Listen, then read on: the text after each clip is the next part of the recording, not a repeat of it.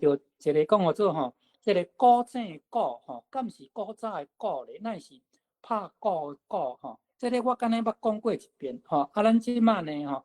各甲大家复习一遍吼。古井古真正是拍鼓的鼓吼，迄个除非啦，除非你是要讲一口古井是古早，因为较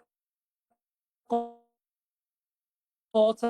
吼，迄个啥到底用这，即马无用古井吼。啊，所以咱拢甲有真侪人会甲当作讲是古早的古吼。啊，即马就来说明讲是安怎这个古井古吼，咱要用拍鼓的鼓，因为伫咱的这个生活器物内底吼，若是迄款圆的规粒的，还是讲迄个吼喙口圆的吼，就一粒圆啊，亲像鼓吼，亲像讲迄个啥。石头吼，较大粒圆圆的，咱就做吼石鼓有无吼？石鼓啊，那亲像迄个圆圆的迄款椅啊有无？咱讲迄个圆形的矮板凳啊，咱是毋讲做椅骨头啊？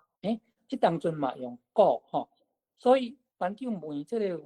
问题吼，我感觉问甲足好，因为这你若家己伫写作的时阵吼，像班长问即题，其实吼，伊就是要互大家写作的时阵，迄个字毋通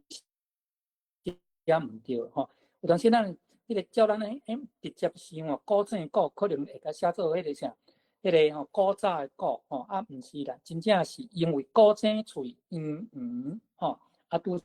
像咱讲过吼，咱的生活器物若是迄款圆圆的吼，大部分拢会用一个鼓吼，比如讲一个石鼓有无吼，大粒石鼓啦，吼，椅骨头啊啦，吼，迄拢用即个来代